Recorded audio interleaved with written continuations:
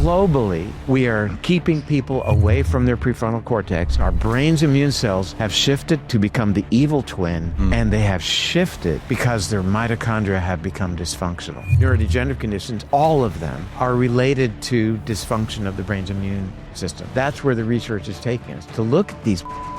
How in the heck can we keep them loving and supportive of our brain? There was a study of infrared light on mice brains that said it was doing something special. Using hertz light, hertz sound to create a healing environment shifts our brain defenders back to being supportive. You're listening to The Human Upgrade with Dave Asprey.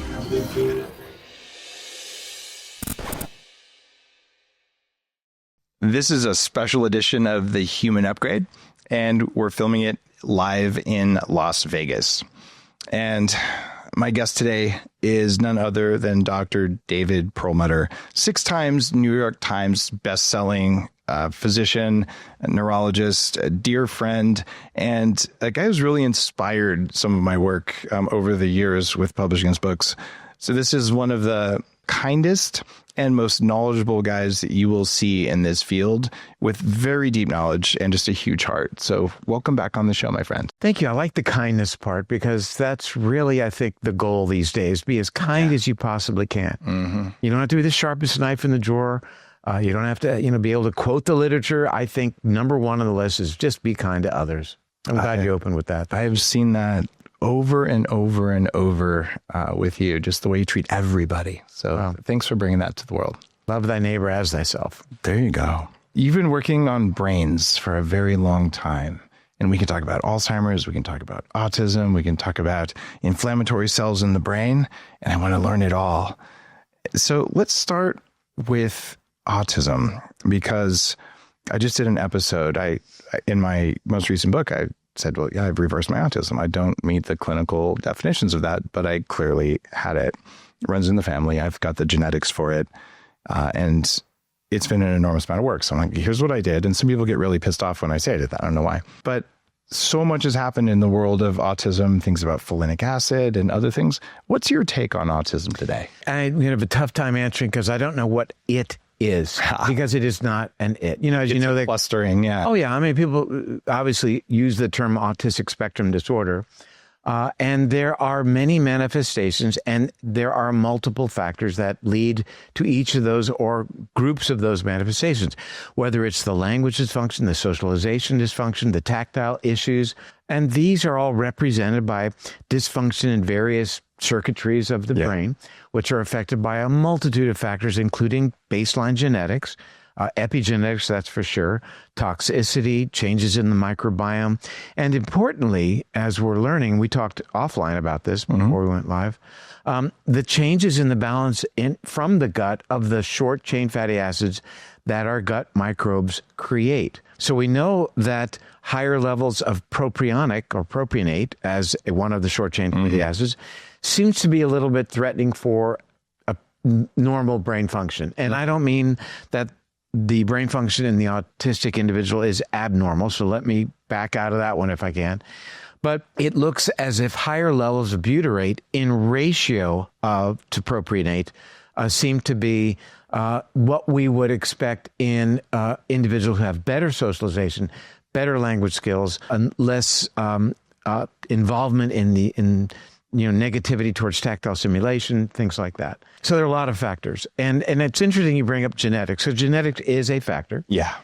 But I think the take-home message, and I think what I'd like to leave your viewers with, is that it's really not appropriate to pigeonhole autism as being related to exposure to anything, one thing in particular. Thank you for saying that. I always like it. If Big Pharma was to test for bread, they would bake the yeast, they would bake the salt, they'd bake the water, bake the flour, and say there is no bread. And autism's a recipe with lots of ingredients. And I don't think you can say one ingredient causes it. As is Alzheimer's. Exactly. As is Parkinson's. Yeah.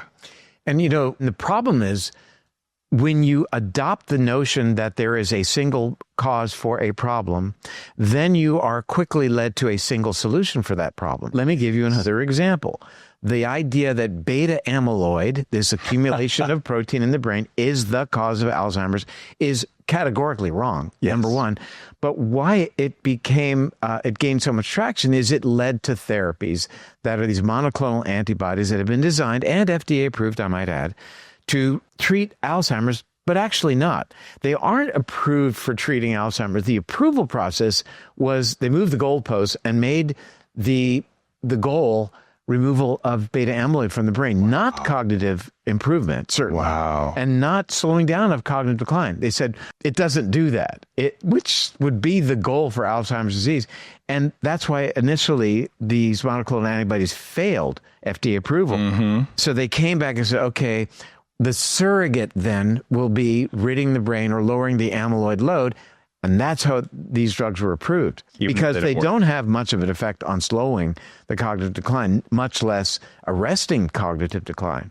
So when we go upstream of what is leading to the accumulation of that beta amyloid, then the story gets much more interesting. And it takes us to the immune function of the brain, whose job it is to rid the brain of beta amyloid or to at least reduce its production. Yes. So when we recognize, I've had some of your coffee, so you can tell, your viewers can clearly tell. You're waking up. You bet. And it's already, 4 in the afternoon.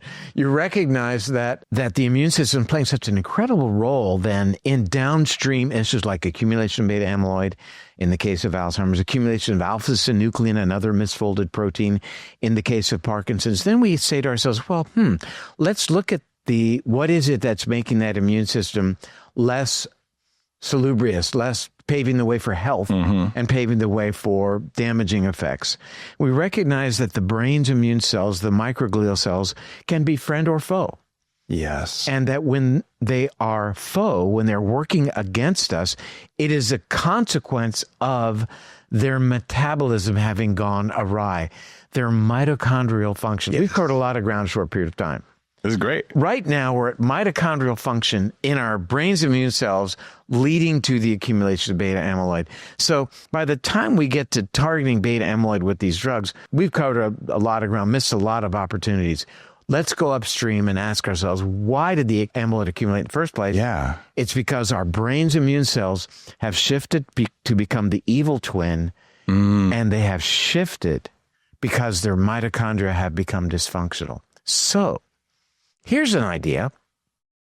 Let's target our brain's immune cells with something that could enhance their metabolism. Well, what's the drug du jour that enhances metabolism? GLP-1 agonist drugs. Imagine that. Can you imagine that? Been very popular. Here we are in Las Vegas. We got to take our conversation to what is the effect of GLP-1 drugs on gambling, because we're seeing it before our very eyes. Oh, absolutely. Does it reduce gambling? Oh, we will talk about it. You wonder why when you walk through the casino down there, there's nobody playing these machines anymore. Well, we'll get there in a moment. It's going to have a $1 trillion effect on the economy of establishments like this. I promise we'll get there. But nonetheless, again, the coffee talking. So let's go to April of 2024, published in the New England Journal of Medicine, an interventional trial looking at 250 patients with Parkinson's versus control, giving them a GLP-1 agonist drug, 18-month period of time. What did they find? Those individuals who were given the GLP-1 agonist drug, powerfully modifying their brain's microglial cell metabolism, Parkinson's was totally arrested. This is amazing. It's breathtaking. Because the part of the brain that gets affected by Parkinson's is some of the most mitochondrially demanding parts of the brain. So it would make sense if you're having a brownout in your mitochondria, Parkinson's could be an obvious first step for that. Here's the clarification, that I'm not sitting here talking today saying then therefore everyone with Parkinson's should be on a GLP agonist drug. I bring this up as an example of what happens when you target metabolism. Yeah. And as you and I well know, this is a very aggressive way of targeting metabolism. And, the popularity of these drugs is a big experiment. But I'm saying that we should be paying attention to metabolism and not just treating the symptoms of Parkinson's disease, the tremor and the rigidity, which we can treat pretty darn effectively. But that's treating the smoke and ignoring the fire. That is, the disease continues to progress. underneath our symptom approach, we've got to attack the underlying fire, like we must do with Alzheimer's and we must do with Parkinson's and all the neurodegenerative conditions. And that is to aggressively target human body metabolism, because the metabolism of our brain's immune cells mirrors our systemic metabolism. So beautifully said. I wrote my big brain book, and this was a while ago. It was called Headstrong. And I said, there's really two things when you boil it down to: mitochondrial function and BDNF, which is brain-derived neurotrophic factor. So the ability to make new neurons, new neural connections, and just have enough power, right? And that seems to make everything better in the body and the brain. Totally. And as we talk about these two categories, they're actually, an infinite number, as the M2 good supportive microglia morph to be the evil twin. It doesn't happen. It's so not M2 are the good ones. What are the bad ones? M1. Okay, got it. And so it's not as if they go from M2 to M1 overnight. I mean, they transition, and they can transition back. That's the take-home message, that you can do when you reestablish metabolic health, lovingly nudge them back to being supportive and taking them away from being the evil twin. I kind of look at the glial cells in the brain as the unsung heroes. The neurons get all the rock star status and synaptic firing, but the people who maintain them, or the little things that maintain them, are the glial cells. And so you can have the French Revolution where the peasants go after the king, or you can have a normal society where there's farmers and things doing their jobs. Yeah, the microglia are the overlords, and the neurons, which have been the center of attention, are the worker bees. That's interesting. So you flip it around. But the microglia are moment to moment influencing neuronal function. Yeah, they're the herders, basically. They're and interesting. It really takes us to a new understanding of immunity. These are the brain's immune cells, and we pigeonhole the notion of immunity as being the response system for invading microorganisms and damage control, all the things that the immune system does. Okay. But its maintenance and its support and its growth and its nurturing, we never ascribed those principles to the immune system in the past. And it's not just in the brain, it's throughout your body. The macrophages can be cells that are involved in degrading the plaque within your coronary arteries, or they can be directly involved in laying down becoming what are called foam cells, and laying down destructive plaque within your coronary arteries. And they are categorized as being M2 and M1, just like your microglial cells, and are just as responsive to your body's metabolism. That is so fascinating. Okay. We're taking this into the weeds, and I'm loving it. Oh, me too. Our audience, I think, is following this. You bet. So I want to have less M1 and more M2 microglia. What drug do I take? Drug do you take? There are drugs that will help make that happen. And I'm not that guy, right? I know. But we know, for example, that PPAR gamma agonist drugs that are used for diabetes, metformin used for diabetes. There is a suggestion perhaps that rapamycin has some effect on microglial, what we're going to call polarization, choosing one side or the other. And clearly the peptides, the GLP-1 agonists are able to do that through multiple mechanisms, including how they target mitochondrial function. Recall that the polarization is a consequence of what's happening to that immune cell's metabolism. When the supportive M2 cells, microglial cells, shift to being the evil twin, their metabolism shifts from normal microglial function via their metabolism, mitochondrial function, using oxygen, to glycolysis. It's a huge metabolic shift. And it's one that's really beneficial. Let's talk a little bit more about these PPAR gamma things you mentioned. Way back in the day when I had really bad toxic mold, and no one knew what it was back then, it was the very early days of this, I took a drug called Actos, which is in that class of drugs, for about 3 days. In order to kickstart, I didn't know it would be kickstarting the M1 to M2. We didn't know it back then, but it had specific effects for mold toxicity. And I got the most incredible clarity in my brain and reduction of whole body inflammation just from a short course of it. And today, there are actually about 10 pharmaceuticals that have pretty good evidence for extending at a minimum health span and even lifespan. And Actos is one of those. right? Not that you would take it every day. So there might be a case for saying maybe once a week you take a half a dose, like a microdosing. And I'm very happy to hear that you're open to that. Oh, I'm all over pharmaceutical microdosing. We know that. Yeah. But I'm happy that, here you are, very public face, open to the notion that there's more than just our lifestyle issues. Yeah. And, my work over the years has been really focused on that. But, people say, well, Dr. Perlmutter, you're really thinking outside the box. Is that your goal? No, the goal is to make the box bigger and be more inclusive. And it's the difference between alternative medicine, where it's either yay or nay, or integrative medicine. We're going to integrate whatever works, provided above all do no harm. Yeah. So I'm very open to these considerations. I'll tell you how far you can take it. I mean, there's research now being done with the idea of gene therapy.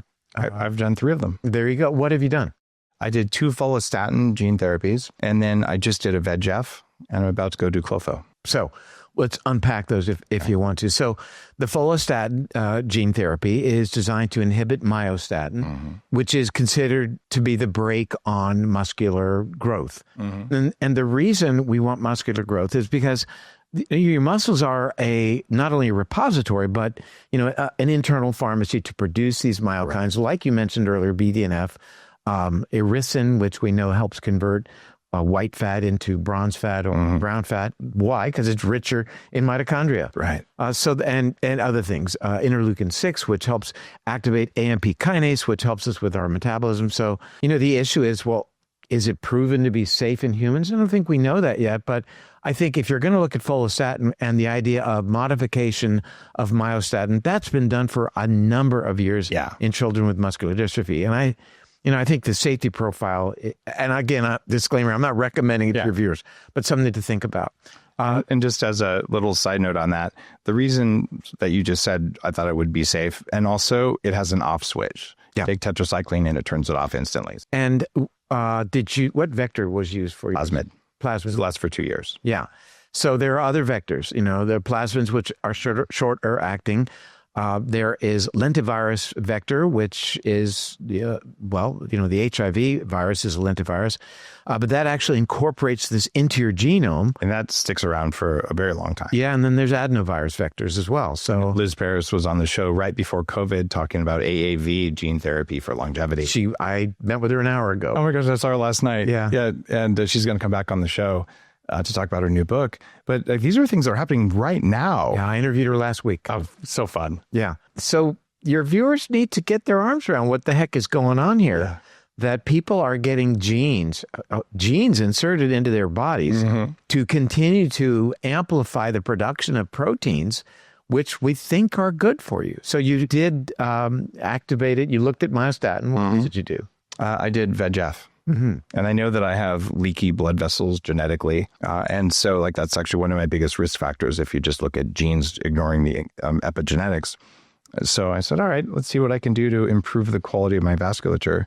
And I know I also have issues because when I was 10, I woke up with a vampire bat feeding on my neck. And I almost certainly got Bartonella from that. I have all the stretch marks that come with Bartonella. And I had all the symptoms as a kid. I was really sick from that, but we didn't know even what Bartonella was. And so that also creates damage to your microvasculature because of an infection. So I'm mitigating all of that. Yeah. And you mentioned mold earlier. So, we know that there are genetic markers for predisposition to negative responses to mold exposure. HLA-DR4, got that. Yeah, that's you. Yep. So, but having said that, I think there's a lot of host issues in mold exposure that don't get enough attention. What does that mean? That means that, when you think about it, humans have lived in pretty moldy environments for an awful long time, as in tens of thousands of years, right? Yeah. And having said that, I think that overall our immune systems are a little bit more hypersensitive as it relates to these types of exposures by virtue of the environments in which we find ourselves. Yeah, we're less... Beyond the genetic issue. Yeah, we're less resilient. And also at the same time, mold is far more aggressive than it used to be. Mostly because your hometown. In Florida, we've been spraying antifungals for years that create more toxicity. Glyphosate causes mold to secrete way more of the fusarium toxins. And EMFs are actually used with, and when they're making cultured black mold to make citric acid, they use EMFs to irritate that mold to make more citric acid. Right. So we've created an environment where mold is way more aggressive towards humans, and we're living indoors. So I think all of that stacked up. And I think we become hypersensitive. But interesting, you mentioned, glyphosate being used in Florida. And, one of the biggest things that we grow in Florida, I don't, but is sugarcane. Right. Which is, it's problematic from multiple perspectives. Why do we need so much sugar? But much of the sugarcane is no longer responsive to glyphosate. And that has caused the use of paraquat in Florida to skyrocket.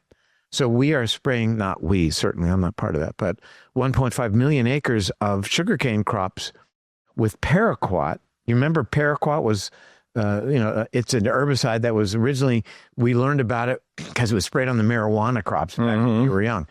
But then what do they do to the sugarcane crops is they burn them. That's how they, after the harvest, they burn down the residual crops. And interestingly, so the amount of air pollution and PM 2.5s that are liberated by that process is devastating to the people who live only to the west of the sugarcane production. Is that why there's so many mullets there? So many what? Mullets? The haircut? Oh, mullets. No, there are a lot of mullet fish. But it's interesting because that's where the people who are working the crops live. Oh, no. In places like Belglade, Florida. When the wind shifts out of the west and then would blow the wind towards the east, they stop the burning. To the east of the crops are places like Palm Beach. Oh, no. So that when the wind blows out of the west, they do not burn the crops. Only when it's out of the east and can go to where these migrants live. We've got to fix that. Yeah. And, the other thing, I don't know why we're talking about this, but it's worth talking about, is the amount of pollutants that then go into the groundwater and into the surface water related to growing sugarcane is vast, ends up in Lake Okeechobee, then drains down. It used to drain down through the river of grass, through the Everglades, ended up in Florida Bay, where the river of grass will filter.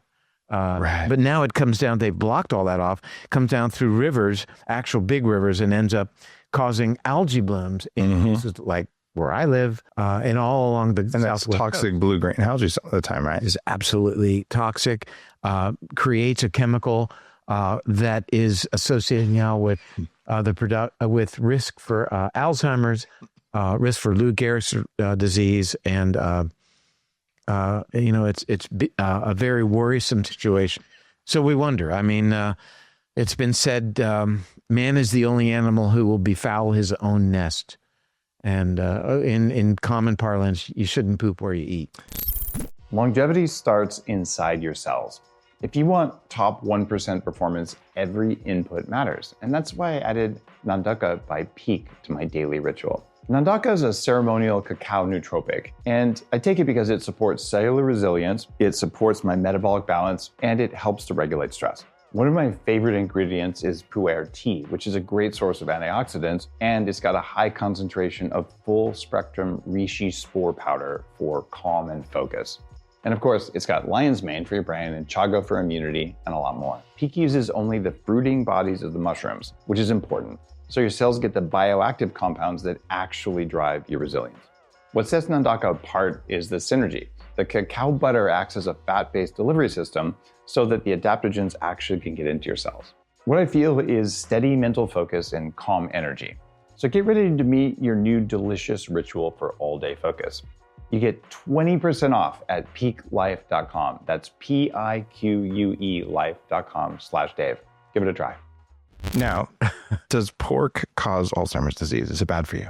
No, I mean, pork can be. I mean, in your case, here's a pig that's finding, I remember feeding it in your garden.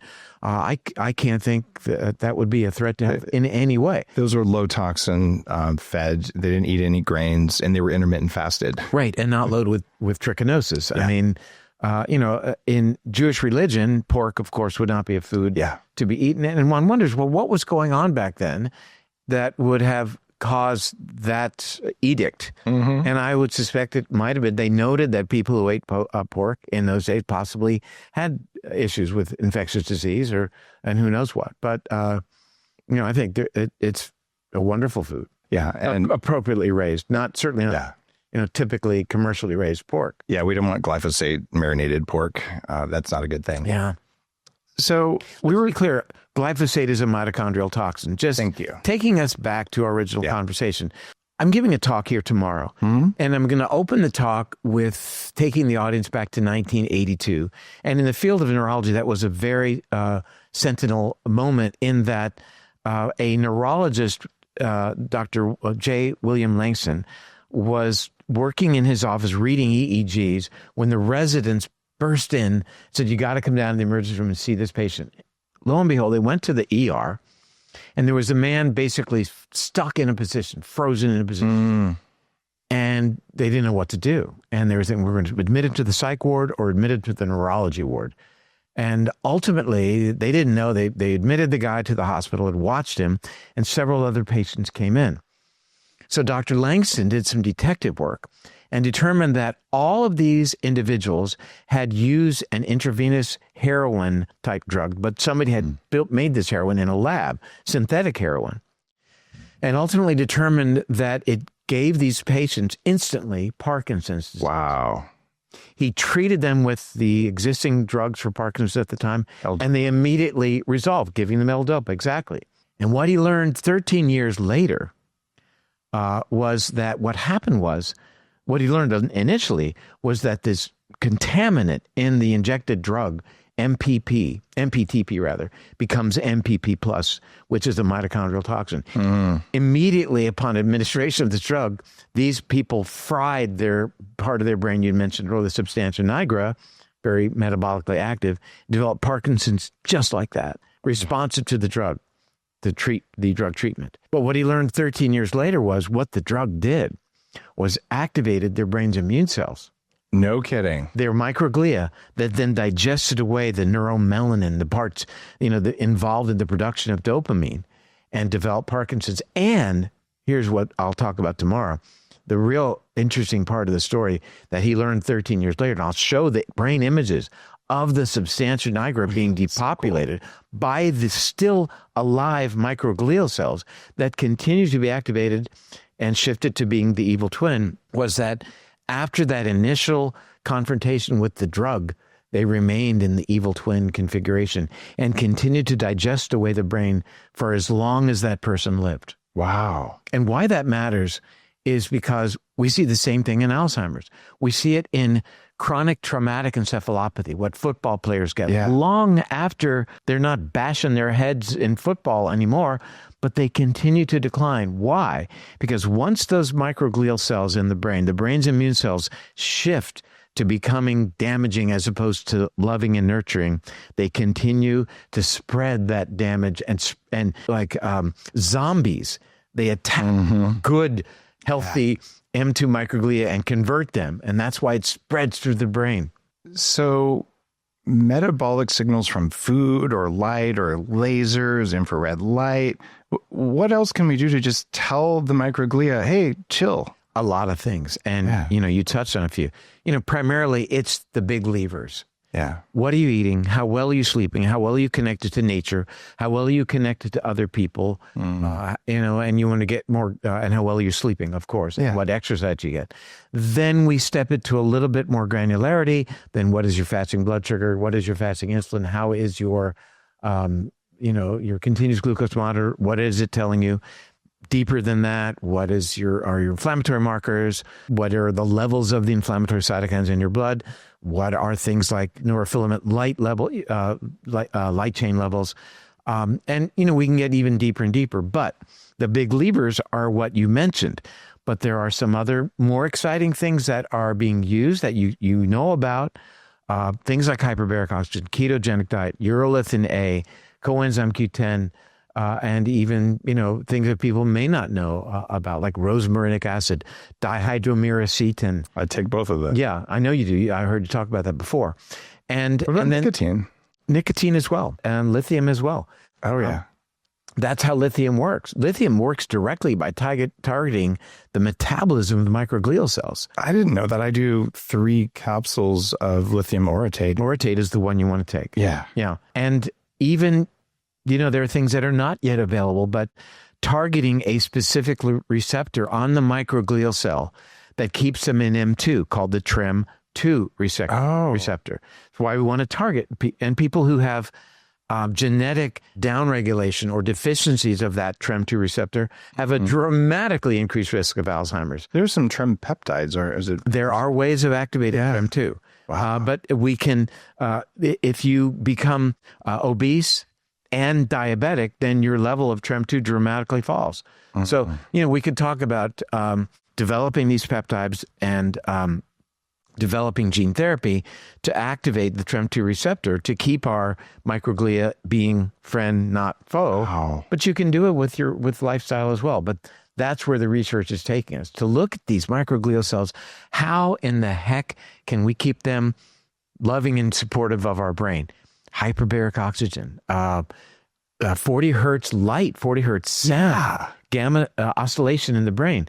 Work of Dr. Li Wei Cao at MIT. That's why she did it, to target the microglial cells. Did we ever talk about when I met Li Wei? No, but I've heard you mention this on your podcast. Okay, the story about the pajamas? No, I didn't know. Okay, this is a quick... It's going to be interesting, though. Li Wei Cao in pajamas. Go ahead. So I went to an event right next to the Salk Institute, and it was a pajama party at some event. So it was mostly VCs, and they all dressed like unicorns, because of course they would. And I told my assistant, send me some pajamas for a pajama party. And she gives me red Hugh Hefner silk pajama things. And I'm like, oh God. And I show up, and Li Wei's there in like a white lab coat, because, Li Wei Cao, of course. Yeah. That's what she sleeps in. I think so. And so we ended up sitting on a couch, and I'm like dressed like Hugh Hefner. And we spent the entire 2 hours just talking about this research and all this stuff. It was one of the most fascinating conversations ever. And what prompted her is the story that she relates about, I don't remember how old, I think she was 12, and she was with her grandmother, and she said to her grandmother, time to go home. And her grandmother said, home, where's home? Oh, wow. That prompted her to do what she did. Amazing. And is it landmark? It's beyond landmark. Yeah. I mean, using 40 hertz light, 40 hertz sound, to reestablish gamma oscillation in the brain, to create a healing environment that does what? It shifts our brain defenders back to being supportive. Our brains, it's targeting the brain's immune system. Wow. Yeah. That is so amazing. Just light could do that. I have another brain light story that I want to get your take on. Okay. Way back before, this was before I started the biohacking movement. There was a study of infrared light on mice brains that said it was doing something special. And I found this guy on Yahoo Groups who made a couple hundred of these little high-powered infrared emitters. They were in handmade pill cases. And he told this story. He said, well, my brain isn't working very well. And I saw the mouse research, so I built this thing. And I used it down the cerebellar vermis and on a couple other parts of the brain. And I've had profound changes in my brain function. So, of course, I bought one. And for years, it was my most important biohacking toy because it would turn my brain back on. I would just expose it to infrared light. And now, infrared affects the viscosity of water and can turn on mitochondrial function to make it better.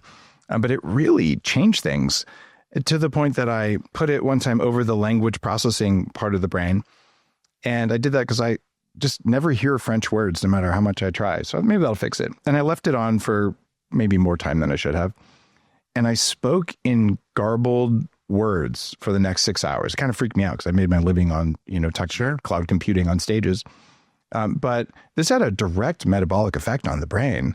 And today I use infrared and red laser helmets and things. Is that affecting the microglia or the neurons or just all mitochondria? Well, it's affecting mitochondria, and as such affects the microglia. And here's something to consider, and that is that microglial metabolism mirrors body metabolism.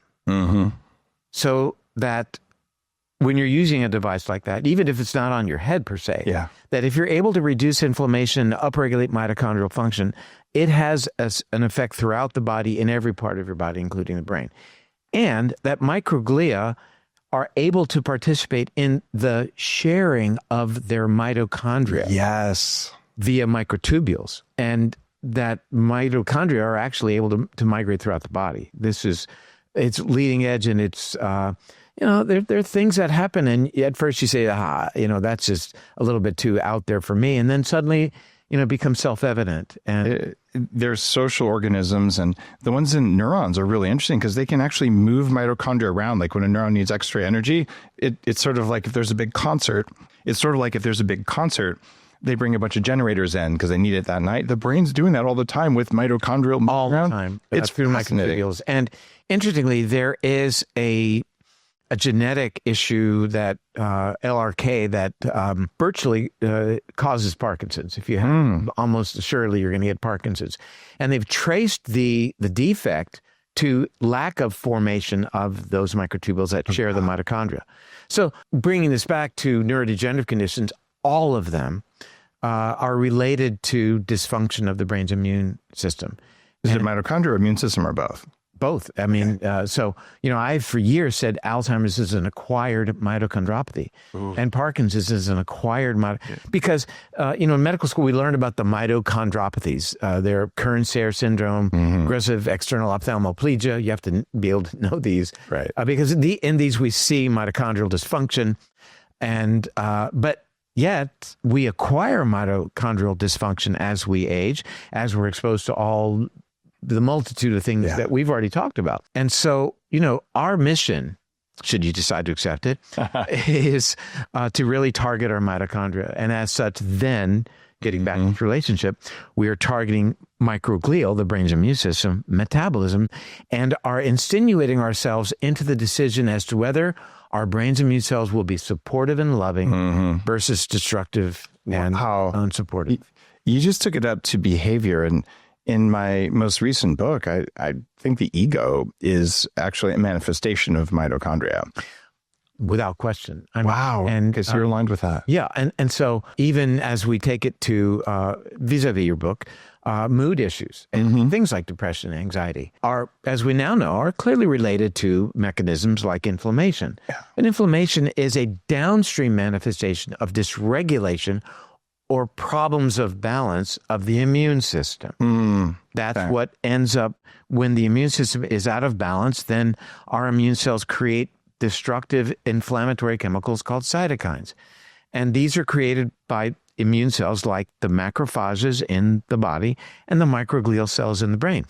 And why that becomes a feed-forward, self-perpetuating process is because the microglial cells and the macrophages are sensitive to cytokines, inflammatory cells, and it causes them to shift from being supportive M2 to destructive M1. And then when they're M1, they make more cytokines. So this is the feed-forward process, and it spreads, in the case of the brain, like a cancer. Wow. And it's something we can turn off pretty effectively most of the time. Yes, and interestingly, a thought comes to mind, which is, I guess, where most thoughts end up coming to, right? A thought comes to my ileocecal valve. No, not quite. But that the shift in the metabolism from, oxidative phosphorylation to glycolysis of our immune cells is akin, I made the analogy to cancer cells, to the Warburg effect. It kind of is, It isn't is, it? in fact, exactly. And one wonders then why the ketogenic diet, which some people are using for cancer therapy, forward-thinking individuals, in conjunction, I might add, with radiation therapy. Yeah, and hyperbarics and all this all stuff. the things. Like Dom D'Agostino was one of the first 10 guests on the show, who was one of the pioneers of that. Yeah. Yeah, and why people are looking at that in cancer therapy. And gee whiz, I mean, look at the work done in using ketogenic diet in Alzheimer's and Parkinson's. Yes. So it's interesting because now we're seeing a great convergence of therapies and understanding about what makes a good body go bad and by what we can do to heal, as opposed to this huge divergence that we all experience that, we treat cancer one way, autism in one way, Alzheimer's, Parkinson's, really unique, splitters, not groupers. Now we're groupers. Now we're thinking about, gosh, what is aligned in all of these processes And it's all about, hey, these things make you sick and these things make you well. I had somebody on my podcast earlier this week talking about infertility. And how does infertility relate to neurology? Not at all. And she's saying, yes, what we see in the underlying infertility in general is problems with metabolic health. These people, men and women, are not metabolically healthy. They have mitochondrial dysfunction. They have high levels of inflammation.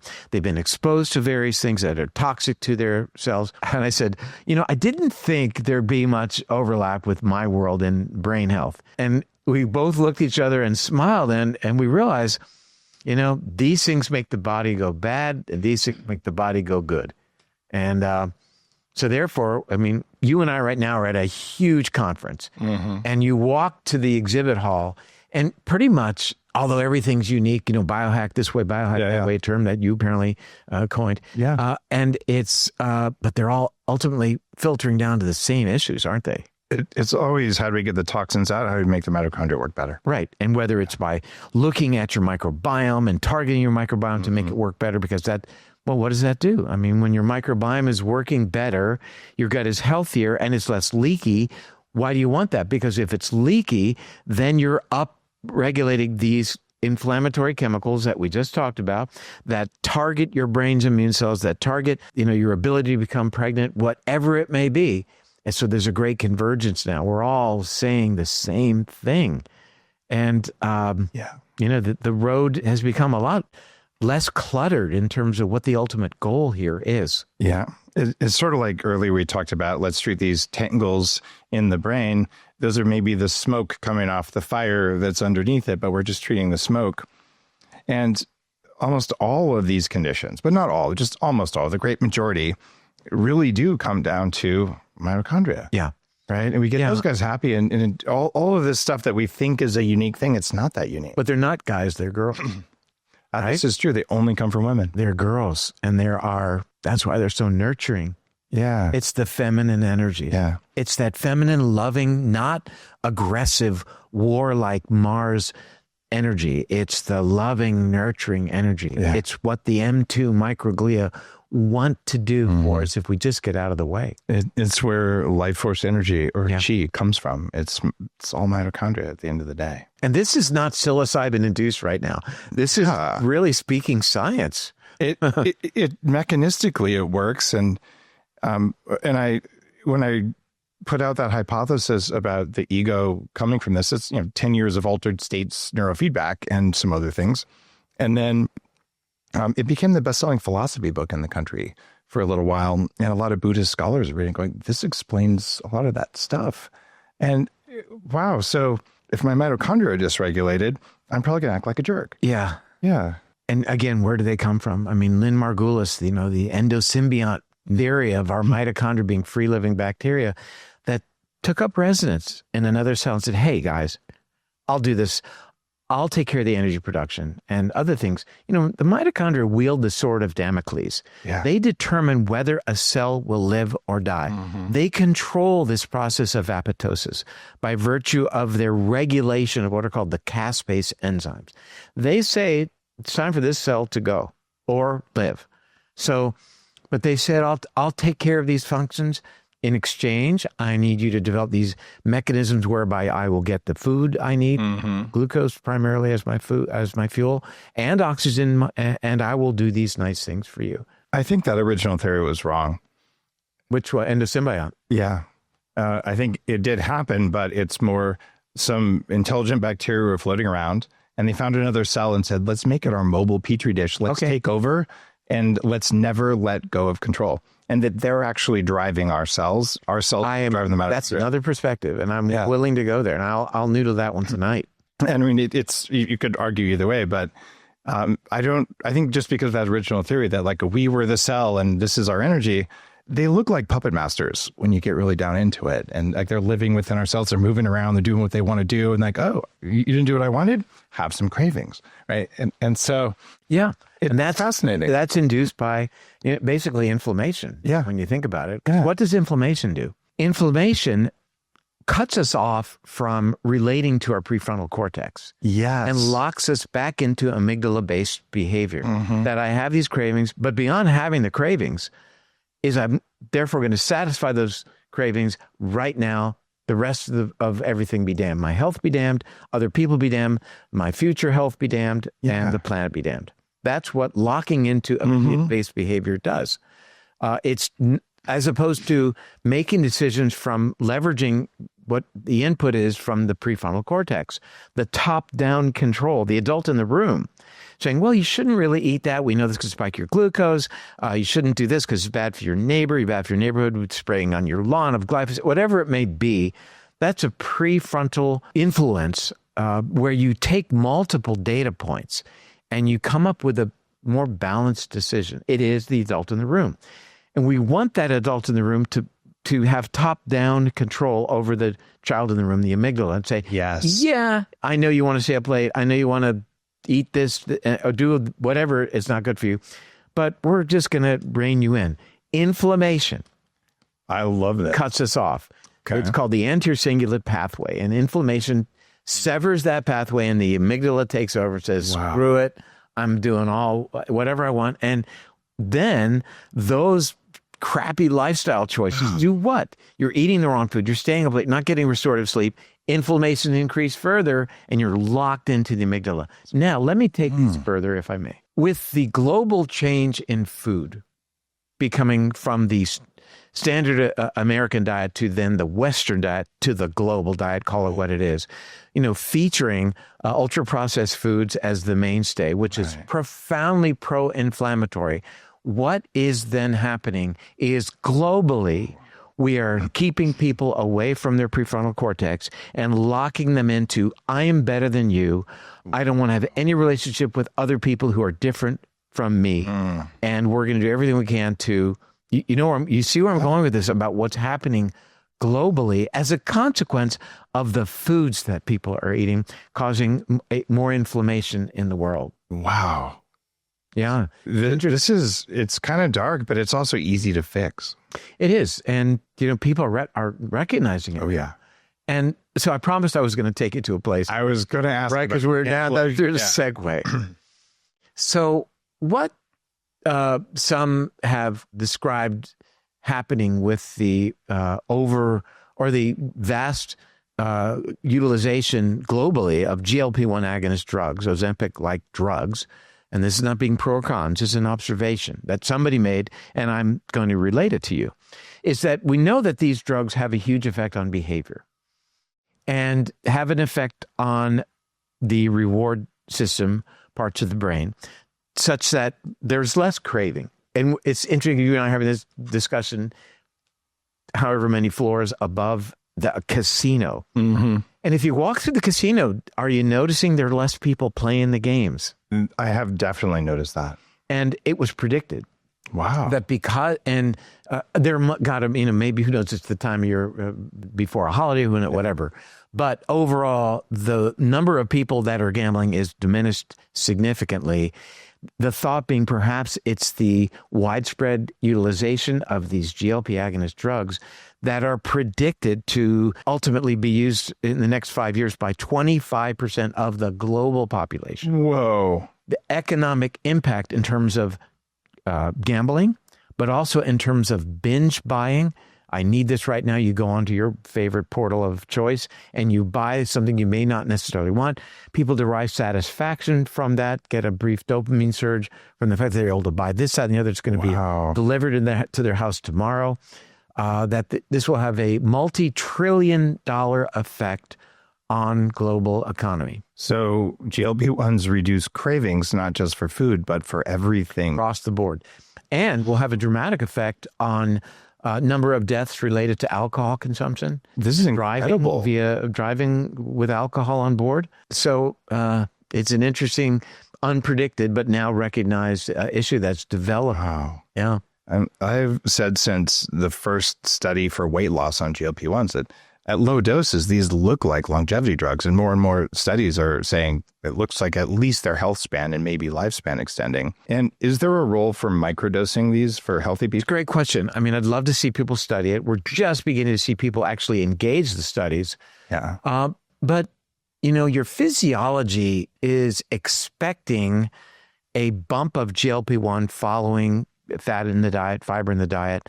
And that GLP-1 lasts in your physiology, stimulating those receptors for 3 to 5 minutes. This isn't microdosing, but standard pharmaceutical dosing is about 1,000-fold increased level of that GLP-1 lasting for 7 days. That's a lot. It's a lot. What does microdosing mean in terms of dosage, in terms of the half-life of that GLP-1 agonist drug in your bloodstream?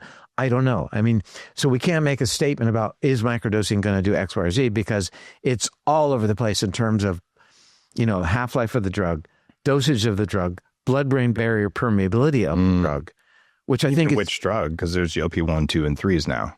Right. And I think that as it relates to, for example, dare I say, positive effects in certain aspects of the microglial cells of the brain, doesn't necessarily have to be related to blood-brain barrier penetration. So there's a push in my world of neurology to develop GLP-1 agonists that have better blood-brain barrier penetration. I don't think you really need that. And why?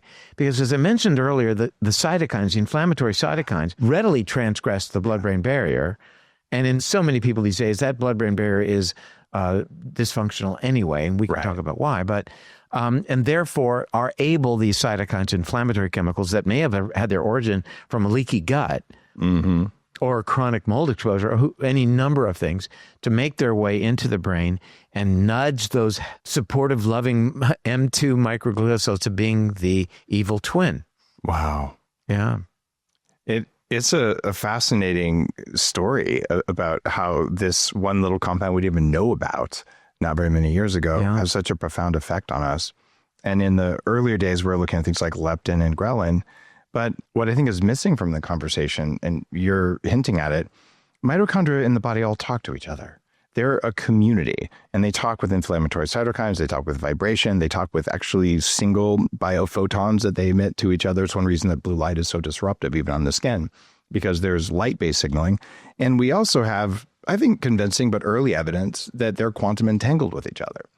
Right? So there's multiple communication networks between these things, and many of those go right through the blood-brain barrier. So you do something to stress the mitochondria in your leg, it's going to be reflected in the brain, at a minimum by inflammatory cytokines and probably by many other pathways.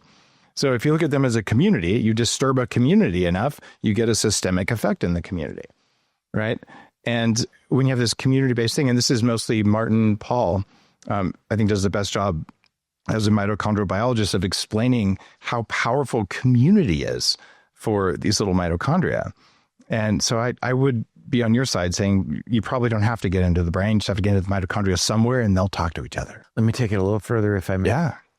My mitochondria are talking to your mitochondria. Yes, they are. And my mitochondria, through this quantum relationship, are communicating with, everyone's mitochondria. Oh, yeah. And, it's time we recognize that. Thank you for saying this, especially with, all your credentials. And one of the Rupert Sheldrake model of consciousness says that microtubules are the things that collapse quantum probability into reality. And it's one of the more, I think, accurate and esoteric things. But what they don't include in that theory is that what clusters around microtubules? It's mitochondria. So the microtubules are the antennas of quantum reality, and the mitochondria are guiding them. Yeah, but I think his explanation of microtubules was that, well beyond the translocation of mitochondria. Yeah. More of a translocation of energy. Absolutely, but something's directing the microtubules. Of course. They may not be conscious. That's right. But, I think they'll come. I'm hoping it comes in my lifetime that we really are able not just to embrace this notion of interconnectedness, but be able to recognize that when we foster that, we will. When you look at Paul Stamets' newest book and spend time with him, he makes it very clear that what the importance for our survival of not just recognizing, but embracing this relationship that we have with all living things. And then, the question is, well, how do we define living? And what does that mean? And it's not just an exercise. How do you Now we've got to call Alberto Vioto, a mutual friend who you wrote a book with, right? And the shamans will tell you the rocks are alive. Yeah. Right. And they might be alive on a different level of consciousness and a different time scale. But I am of the opinion at this point in my life, having done all kinds of esoteric practice, that everything has some level of consciousness, and you're one with everything. Well, the classic definition, I think that the fallback was always that which metabolizes substrate, that which is able to alter its environment to enhance its survival. Great. I mean, those are good working definitions. I don't necessarily, I will take it either less far or further. I will just offer up another idea. And it's interesting that you mentioned Alberto, because this idea came to me when visiting him in Chile a couple of years back. And I was walking along in the, not woods, in the scrub area, and through their garden, he had a beautiful, Marcella had a beautiful sunflower. And I was by myself, and I went and looked at the sunflower, and it was bearing seeds. It was a moment of fecundity for the sunflower. And I took a look at the seeds, and if you ever study a sunflower seed, gorgeous. It's arrayed in a beautiful spiral pattern. They're not just random. Yeah. And why is it in the spiral pattern? Well, that allows it to, in that area, likely the organization of that spiral allows it to have the most seeds in a given area. The Fibonacci pattern reflects everywhere. Right. And, is there some fractal component to that deeper in that plant? I would know that there is, based on what I'm about to tell you. And I understand how we would discuss that, through trial and error, Darwinian evolution would have finally selected out that chance mutation that caused this. I get it. I mean, and how we have 5 fingers, 5 toes, whatever. And then I went a little higher up on the mountain, started walking and pondering this. And I decided that an alternative viewpoint might be reasonable to consider. Far be it for me to challenge, Darwinian evolution, of course. But, you challenged me earlier to think about something from a different perspective as well. I'm going to be with that. Yeah. And here's the perspective, was that health is being in touch with the field. Thank you. 100%. And that when we're fully in touch with this field, it directs every aspect of our physiology and our manifestation, and the fact that we have 5 fingers, and that the spiral array is what is demonstrated on the sunflower. It's a direct interpretation of that specific energy. Call it God energy, call it what you will. And to me, that is then the definition of being alive. I walked up on a ridge, and I came back and spoke to Alberto. I said, I had a really nice walk up on that ridge. And Alberto said to me, Darwin once walked on that ridge. That's incredible. So maybe there's something special about that ridge. Yeah. Who knew? There was nothing on board at the time in terms of mind altering for me, but it was, I directed myself to a place that day. Yeah. That's why I was by myself. But anyway, it was an interesting day. Another reason I might have time to tell you, I don't know. But anyhow, so to me, that was the definition of life, because I'm not going to go to the place of must be metabolizing and must be altering its environment. We're not meat robots. No, but look at the tardigrade. Yes. Right? It's not, when it's in space, in outer space, and Israel just landed tardigrades on the moon, for crying out loud. Gosh. The lander crashed, but to see if they could survive, because they're not by that definition alive when they're in space, but they can then reestablish metabolism, right? Mm-hmm. So I think there's an example that violates that, of metabolism. But anyway, so there you go, another perspective. I think there is a human biofield, and there is a overall Earth biofield, and we're starting to even get ways to measure those, like early ways. And it's funny, they're not meant to be apparent in our normal consciousness. Our bodies are not that well equipped, But they can be manipulated. They can be manipulated, and you can learn to sense them. And a lot of the shamanic training, some psychedelics, tantric sex, breath work, fasting for long periods of darkness, these are the tools of awakening that societies have used for many, many, many, many years to connect to that weird reality that's not our normal one. Quickly, as opposed to years of psychotherapy. Yeah, exactly. Yeah. And, embrace it. Gosh, I attended a lecture by a woman named Deborah Mash, who's an ibogaine researcher at University of Miami. And what she's been able to accomplish with addiction is just breathtaking. And not just her research and her intervention, but to explain why it's working and what a powerful tool in, appropriate clinical environment. It's the one psychedelic that I haven't used because of the safety profile. Exactly. And I would use it, but I only with EKG and a cardiologist will I touch it. And I actually have an appointment sometime, I think in February, to go give it a try.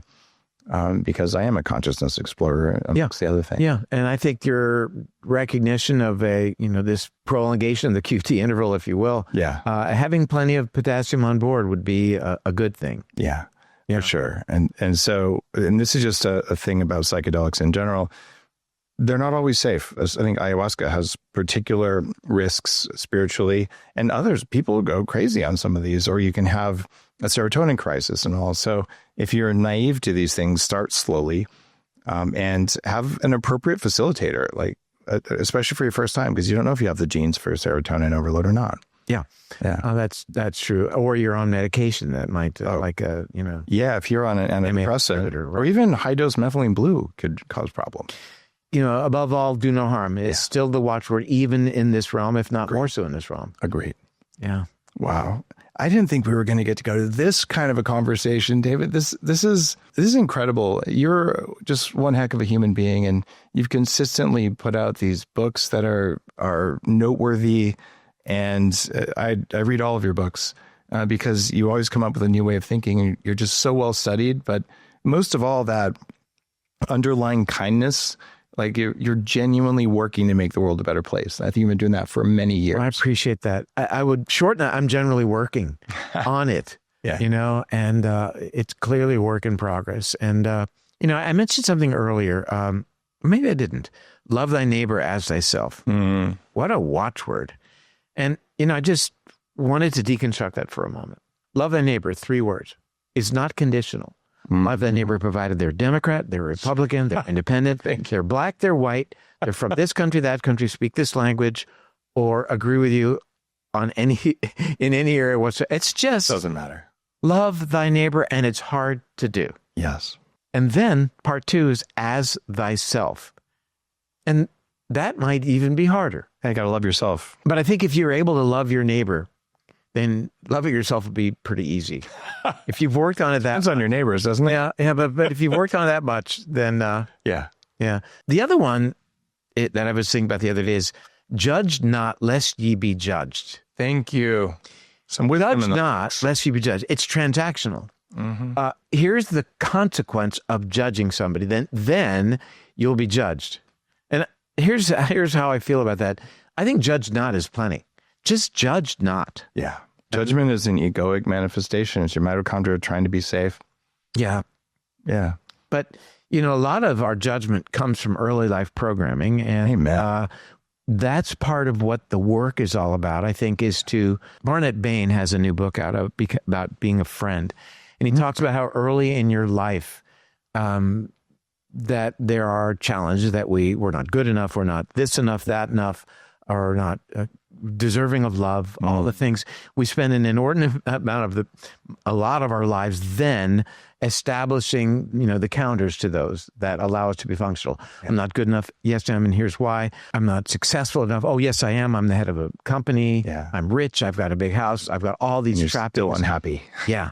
So, and then part 3 is that you finally get to the point you say, that stuff doesn't matter a hoot, Mm-hmm. And I'm, and that's the realization. That's the, the enlightenment part is when you finally recognize that it's all good and it's all good enough. Yeah. And that's the work. That's the work part. The work with a capital W. Yeah. Which is ultimately all of this. The idea of biohacking itself it's a Trojan horse to get people to pay attention to longevity and consciousness. Way to go, Dave Asprey. Holy Toledo. That's why I made it the way I did. And this has turned out to be one heck of a combo. It has, yeah. God. Because as soon as you realize you might live longer than you think, you don't want to be miserable for that long. So you might have to do something about that, and you'll have to do the consciousness work. Yeah, everybody says, well, it's not longevity, it's health span. Okay, I think it's happiness span. There you go. It's ultimately that. And love span. When you do the work right, you're happy to go whenever you go. Right. And I like the idea of dying at a time and by a method of my choosing, because that is the most happiness I can think of. But if not, it's okay. Right. And to just be at peace with that. Your mitochondria don't want you to be at peace with that, because they're single-celled bacteria and they're like, live at all costs. But it doesn't have to be that way. But yet, they know when it's time. They do. And they will, if there's a cell that needs to go, they'll do it. Yeah, they don't mind a cell, but for the whole organism, there's so many systems there to keep our conscious brain from jumping off the cliffs and doing all the things. I wonder if they have some global body-wide recognition that it's time. I've interviewed a couple hospice people and a woman who wrote a book, What Happens When We Die, Julie Lewis. Shoot, my brain isn't serving it up right now. And she's a psychic, but she also was a medical device CEO for many years, and said, all right, guys, I'm gonna have to do this. She runs a great radio show, but she actually sent me her book. And it's like, here's what I see when death is near. And there are big things happen in an individual human's field. And I have so many friends now who have the ability to perceive things like that in a way that's unusual, but not unprecedented in humans. And yeah, there's something that happens, like the body knows, and you can fight it to a certain point, but I don't think that's not a brain phenomena. That's a body phenomena. But I could be wrong. Yeah, and you can tune into that in others. You're a medical professional. People who work with life and death, absolutely, they know when someone's going to die. Like there's an inner knowing, right? Have you experienced that? Yeah. Yeah. And it's not something that most doctors are going to talk about because it's not scientific. But I have a great number of physician friends who've shared that with me. That's sometimes with that patient, you just know, like call the family. And there isn't data. They just know. And it's not even it's the connection through our human field. And the best healers on earth are the ones who connect with other people in unseen ways to just know. Yeah. Yeah. Years ago, I remember coming home and explaining to my wife that I could smell Parkinson's disease. Oh, yeah. I knew before I walked into the examining room. Yeah. I could smell it. And, the Neijing, the Yellow Emperor, in the 4th century BC, described Parkinson's as being a liver issue. And there's this particular scent. And there was actually somebody written up in the New York Times last year describing this. And I thought, well, that's a little bit of validation. But, doctors didn't always have MR and blood work. It's totally true. They would need to rely on their ability to sense things and what needed correction. And, the spiritual healers, the shamans and other forms of spiritual healers would work with the energy field, which is overriding everything. Yeah. And it's just too bad that we've gone to such physicality in terms of our understanding. It's a very Cartesian view of the human body, which does not serve us well. It's not very accurate at the end of the day. Oh, and it's so destabilizing in terms of what we're able to do. And people, I'll go on an interview with somebody, say, doctor, do you think there's a relationship between the gut and the brain, the so-called gut-brain connection? And the simple answer that I would like to offer, though I go into the more elaborate answer, is, why would you think there is that? Yeah. I'm doing a talk tomorrow with Dr. Mark Houston on the heart-brain connection. Oh, beautiful. And why would we not think they're intimate connection? Why would we not think that you and I have a heart-heart connection now? Or a liver, whatever, mitochondrial connection. Everything is sharing in this energy field that really wants goodness, really wants things to be intact and favor, get us away from, then, really fight entropy. There is entropy in the universe as part of the expansion of the universe, but there has to be a white versus dark, or dark versus light. You can't have, there has to be life balance. without that. Yeah. Right. And I think that's what this spirit, energy, call it what you will, that's invests itself in every subatomic particle, in every part of the universe, in every is all about. It's that's what balances entropy. It's organization. It's so beautiful. And yeah, there's an inherent goodness in all things at the end of the day. And sometimes it's just challenging to see that if you're inflamed. Yeah, I think there's inherent goodness in all things in the beginning of the day, in all parts of the day. And I think it's just, it's really up to us to take that deep breath and breathe it in and realize it. Just, it's there. It's not bad. It's, we've got to get away from the fight or flight. The amygdala has got to stop ruling the day. And we've got to, recognize that everybody around the world we're all in this together. Yes, indeed. David, what an amazing conversation. Every time we get to hang out, whether it's over dinner or on the show, we always... we never know, right? Yeah. Wow. Gosh. Well, I appreciate you. I want to have you back on when your next book comes out. Great. Just educate the world about microglia. Let's take those neurons down a couple notches and elevate the microglia as equally valuable. The day of the microglia. I want a quick story on how I got up here. Yeah.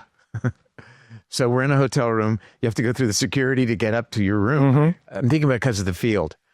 And I didn't have the card to come up here. And you remember the scene, these are not the droids we were looking for. Yes. We are not the droids you were looking for. So just tap into the, what do they call it in Star Wars? The field. Yeah. No, the force. Yeah, Let the force be with you. All the same. Wow. So that was my experience coming up here. Okay. I got to tell one more story, even though we're at the end of this, that's directly related to this. The first time I did training with Alberto Villota, the friend we talked about earlier on the show, I've done training with him. I've been a guest as well. And I finished 7 days, 10 days in the desert in altered states, no drugs involved, but just lots of meditation and altered states work. And I went to the airport in the Palm Desert, and I was in a very weird state. Not a bad one, just different than normal. And I get there's a 3-hour line. I'm going to miss my flight. So I just put on this I belong here kind of thing. And I walked in through the employee entrance, like I'm an airline employee. And it was exactly that. These are not the droids you're looking for. And they just waved me through. And I was going to say, I have a first class ticket. And I didn't have to. It was, and then we get to the little scanner. So I don't want to go through there. Okay, no, put it in here. And Oh, wow. And 3 minutes later, I'm on the other side. And I'm just kind of looking around going, what just happened? But it was the most amazing thing. But I think it was from all of that work. I've never experienced anything like that. But these are not the droids. Yeah. Again, we're at this conference. I'm giving a big talk tomorrow, but only the people who are registered for the talk can get in. Right. And there are people from the convention floor who are doing business here. And they said, I'd really like to go to your talk, but I don't have the pass. And I said to them, don't be the droid they're looking for. And there were two guys. One guy got it. The other guy didn't get it. I'm going to make a t-shirt that says that. I'm not the droid. Yeah. Just don't be the droid they're looking for. That's so good. Yeah. Let's do that. Let's make a t-shirt. Yeah, absolutely. We'll remember this day when we do that. Okay. All right. See you next time on the Human Upgrade Podcast.